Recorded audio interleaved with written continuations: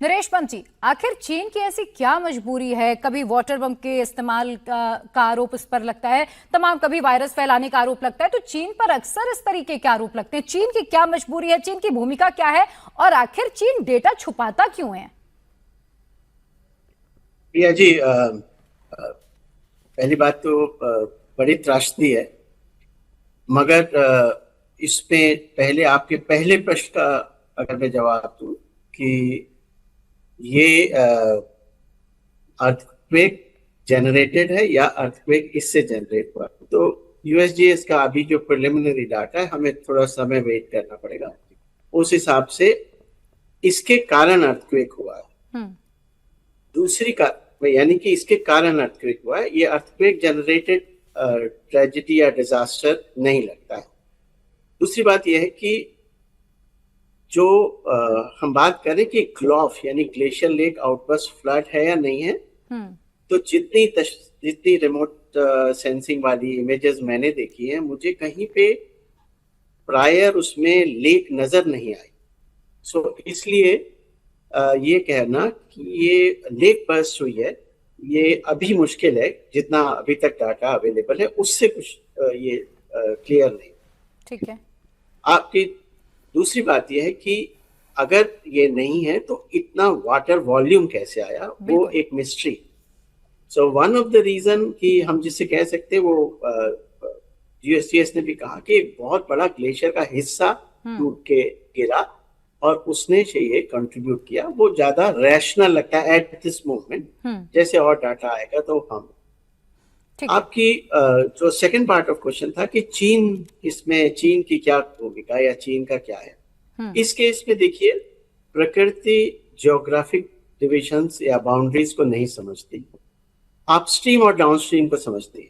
तो जो अपस्ट्रीम का एरिया है, जो तिब्बत का एरिया है, वहां से जब डाउनस्ट्रीम आएगा तो ये चीजें होंगी। ठीक है। सबसे इंपॉर्टेंट बात यह है, जो कि आपके यहाँ हेडलाइंस में भी हो रहा था जी, कि क्या हम बाकी चीजों को भूल के इस बात पे एग्री कर सकते हैं कि समय पे या थोड़ा समय पहले ये जानकारी शेयर हो सकती थी या नहीं हो सकती। बिल्कुल। अगर कोई गलत चीज है तो वो ये है कि क्या समय पे हो सकती थी, उससे बहुत कुछ नुकसान से बचा जा सकता। ठीक है। सौम्य दत्ता जी, सबसे इम्पोर्टेंट बात है जी सर, बोले बोले बोले। तो इस हमें जैसे मैंने कहा कि नेशनल बाउंड्रीज या उन चीजों से उठ के इसको एक बड़े परिप्रेक्ष्य में देखना चाहिए कि ये एक नेचुरल इवेंट है। हमारे कारण या ह्यूमन एक्शंस कारण बढ़ गई हो, मगर ये नेचुरल इवेंट जो है उसको सॉल्व करने के लिए हमें इन ज्योग्राफिक बाउंड्रीज के ऊपर आना है। ये इम्पोर्टेंट चीज। ठीक है। सौम्य दत्ता जी, जब मैं इस विषय पर रिसर्च कर रही थी तो कुछ आंकड़े सामने आए। आईसीआई, एमओडी और यूएन की रिपोर्ट ये बताती है कि पिछले दशक में हिमालय के ग्लेशियर 65% तेजी से पिघले हैं। पिछले एक दशक की अगर मैं बात करूं, ग्लोबल वार्मिंग और माइक्रो क्लाइमेट, इस पर हमारे दर्शकों को विस्तार से और बताइएगा कि इसका कितना ज्यादा इंपैक्ट इस तरीके के डिजास्टर में पड़ता है। देखिए, हिमालय का जो परिवर्तन हो रहा है, इसके प्राइमरी रीजन ग्लोबल हीटिंग है। आजकल ग्लोबल वार्मिंग लोग बोलना छोड़ दिया और एक एम्प्लीफिकेशन फैक्टर काम करते हैं ऑल्टीट्यूड में और लैटिट्यूड में भी। तो हिमालय में जो जिस गति से टेम्परेचर बढ़ रहा है, वो पेनिसुलर इंडिया मतलब भारत का जो निचले वाली हिस्सा है उससे ज्यादा तेजी से बढ़ रहा है और ये बढ़ेगा। तो ये एक फैक्टर है। इस घटना जो हुआ है इसका पीछे देखिए एक बात समझना जरूरी है। अभी तक को जो सैटेलाइट इमेजरी देखा गया उससे ये दिखता है ये जो ऊपर से ग्लेशियर का हिस्सा टूटा, साथ में मलबा गिरा, ये माउंट लैंगटन से हुआ है नॉर्थ फेस में, उत्तरी फेस में। माउंट लैंगटन का नॉर्थ साउथ दोनों फेस नेपाल के अंदर है जियोग्राफिकल।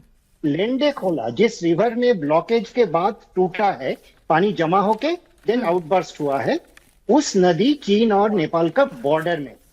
तो कितनी पहले इसको जानकारी था, कितने पहले, वो तो बाद में पता चलेगा। अभी इसमें कोई एक तरफा हमें डिसीजन लेके नहीं करना चाहिए। लेकिन उससे बड़ा मुद्दा जो हमें इससे सीखना चाहिए जी, भारत का सरकार 189 high risk lake glacier lake को आइडेंटिफाई कर चुका है। 56 of this very high risk है।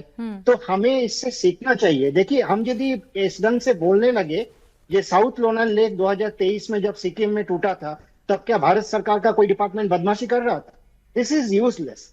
एक्चुअली इसका रियल टाइम मॉनिटरिंग सिस्टम हमारे पास नहीं है। हम काफी बाद में जानकारी मिलते हैं। और आज के दिन में जिस तेजी से ग्लोबल हीटिंग के चलते ग्लोफ का खतरा, ग्लेशियल लेक आउटबर्स्ट का खतरा बढ़ रहा है, उसको देखते हुए हमें अर्जेंटली इसको real time monitoring and early warning system, और हमें मैपिंग करना पड़ेगा। जहां हाई रिस्क, जैसे मैंने बोला 189 हाई रिस्क है भारत का हिस्सा में, और 56 वेरी हाई रिस्क 56। तो इनमें जो डाउन स्ट्रीम एरियाज है, वहां हमें अभी से प्रिपरेशन लेना पड़ेगा। और through out the channel, river channel, हमें अर्ली वार्निंग से साथ साथ जहां हाईली वल्नरेबल इंफ्रास्ट्रक्चर, जैसे एकदम नदी का किनारे आप कोई इंपॉर्टेंट इंफ्रास्ट्रक्चर बना हुआ, वहां हमें हटाना पड़े। इससे कोई छुटकारा नहीं है। इसमें मैं अगले वाली, मैंने पिछली जो लास्ट स्पीकर थे उनको समर्थन कर रहा हूं। इसमें एक देश दूसरे देश को खाली दोष देते रहे, उससे काम आगे नहीं बढ़ेगा। कोऑपरेशन को बढ़ाना पड़ेगा। और ये कोऑपरेशन हमारा region, cross border warning mechanism पे काम करने की जरूरत है। मैं इस पर सर आगे बात करूंगी, लेकिन रियल टाइम अर्ली वार्निंग जी जरूरी। डॉक्टर अंजन, आप बताया जाता है कि जिस समय ये तबाही आई, ना तिब्बत में उस वक्त बारिश हो रही थी और ना नेपाल में उस वक्त बारिश हो रही थी। तो फिर सवाल ये कि आखिर बिना बारिश के इतनी बाढ़ कैसे आई, जब भारी बारिश हुई ही नहीं? इतना ज्यादा पानी, इतना ज्यादा मलबा आया तो आया कहां से? ये सवाल इस वक्त हर किसी के मन में है। नहीं, ये तो जब ये ग्लेशियर एवलेंच होते हैं तो उसमें बारिश का जो पहले भी 2-3 इवेंट जो हमारे इंडिया में हुए हैं, जिसमें मीडिया रिपोर्ट्स आई कि ये बहुत बड़ी बादल फट गए या बारिश हुई है, ऐसा तो नहीं हुआ है। मोस्ट ऑफ दिस इवेंट्स जो हम लोग देख रहे हैं, ये ग्लेशियल एवलेंच का इवेंट है, जहां पे ग्लेशियर का एक हिस्सा टूट के गिरता है, या ग्लॉफ का जो एरिया है वो टूट जाता है, या वो वहां पे कोई सिस्मिक एक्टिविटीज होती है, या वहां पे कोई क्रैक होता है जिसका जो वाटर वहां पे इंपाउंडेड है। ये जो 4-4, 5-5, 10-10 किलोमीटर लंबे लंबे ग्लॉफ्स होते हैं, जहाँ पे बहुत पानी होता है, और थोड़ा सा भी कुछ एक्टिविटी हुआ तो वो पानी क्रैक करके निकल जाता है। इसलिए इसका जो हमें जिसको बोलते हैं अर्ली वार्निंग है, इसको बहुत मुश्किल होता है करने के लिए। तो हर ग्लेशियर, सौम्या जी ने जो बात सही कही, बहुत सही कही, कि हर ग्लेशियर लेक का हमें मॉनिटरिंग करना है, खासकर जो क्रिटिकल बताए गए हैं उसका मॉनिटरिंग करना है, जो कि नहीं हो पा रहा है। और कभी कभी क्या होता है कि ग्लेशियर लेक हाई हिमालयाज में कंबाइंड लेक्स होते हैं, जैसे वो इंडिया और नेपाल के साथ में होंगे या चीन और नेपाल के साथ में होंगे, तो इसमें हमें ज्वाइंट मॉनिटरिंग सिस्टम करना होता है, जिसमें हम डेटा एक दूसरे को देते हैं, और वहां पे मेन प्रॉब्लम है। तो ये ज्यादा जो मैं, एक तो क्लाइमेट चेंज के कारण जो ये इवेंट ऐसा होता है, उससे ज्यादा ये पॉलिसी का इशू है, जिसमें देश साथ में नहीं आ रहे हैं। और आपको पता है कि साउथ एशिया जो है वो सबसे ज्यादा कॉन्फ्लिक्ट ड्रिवन स्टेट्स है, क्योंकि वहां सब आपस में एक दूसरे से बहुत सामूहिक रूप से काम नहीं कर पा रहे हैं।